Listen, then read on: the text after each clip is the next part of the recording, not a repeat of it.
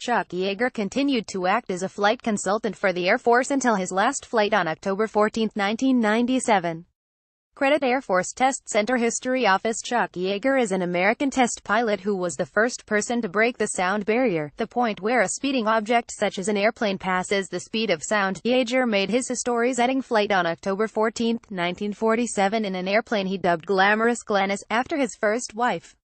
The Bell X-1 rocket plane, which today hangs in the Smithsonian Air and Space Museum, passed Mach 1 following a drop from a B-29 airplane. The monumental top-secret event was kept classified until 1948, but once it hit the public airwaves, Yeager became a celebrity. He also received a prestigious aviation award called the Collier Trophy, which called his flight the greatest achievement in aviation since the Wright brothers first took flight in 1903. As of mid-2017, Yeager remains active in public eye, especially on Twitter. Although he has garnered criticism for his negative comments about Britain in the platform, some of his more humorous comments, such as saying sex is better than flying supersonic, have also gone viral. His last big flight to date took place in 2012, when the then 89-year-old Yeager flew in the back seat of the F-15 to reenact the 65th anniversary of his record-setting flight. In recent years, Yeager has also been involved in several legal disputes, including with his children. Yeager had a colorful aviation career long even before breaking the Mach barrier. Born in 1923 in a small town near Hamlin, West Virginia, Yeager grew up working on his father's pickup trucks, according to Yeager's website. His high school graduation in 1941 took place just 6 months before the United States entered World War II that December. By that point, Yeager was a young member of the Army Air Corps. He was tapped for flight training in July 1942, and quickly distinguished himself among his peers. He had remarkable 20/10 eyesight, tremendous physical coordination, and an uncanny ability to stay focused in stressful situations. Those traits, coupled with a competitive streak and his understanding of machinery, caught the attention of his instructors, his website stated.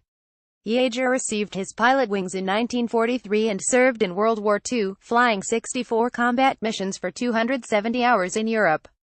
He was shot down on March 5, 1944, over Bordeaux, France, but with the assistance of French resistance movement, the Maquis, Yeager made it back to neutral territory a few weeks later.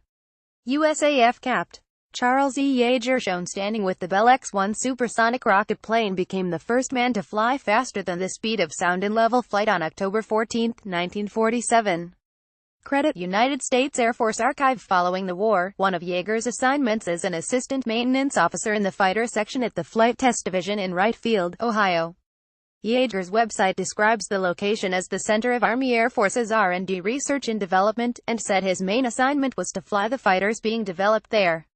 His flight skills got him some attention. He was asked to fly in air shows and also took part in service trials at Edwards Air Force Base, then called Merrick Army Airfield. Then in 1947, the young Yeager was picked to try to break the sound barrier. Yeager's work on Glamorous Glennis began with 3 glide flights, then powered flights starting August 29. He had trouble keeping the plane straight due to pitch problems, particularly on a flight October 10, where he briefly lost pitch control completely.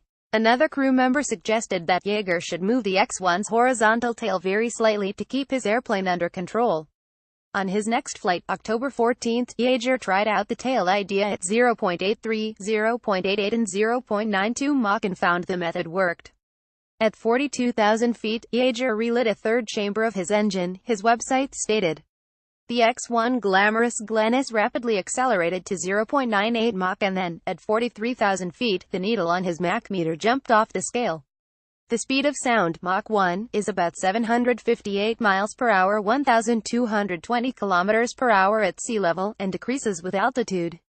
Yeager continued his flight testing duties for many years after breaking the sound barrier, including testing Lockheed's XF-104, an aircraft that was capable of going double the speed of sound.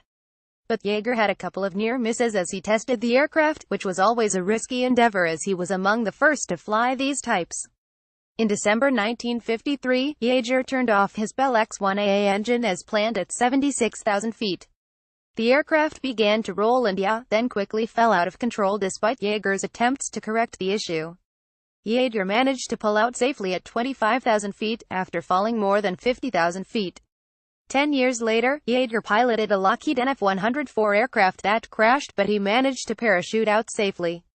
The veteran Air Force pilot suffered burns on his face and neck, apparently from the ignition of pure oxygen in his mask, but otherwise was not injured seriously, the LA Times reported at the time.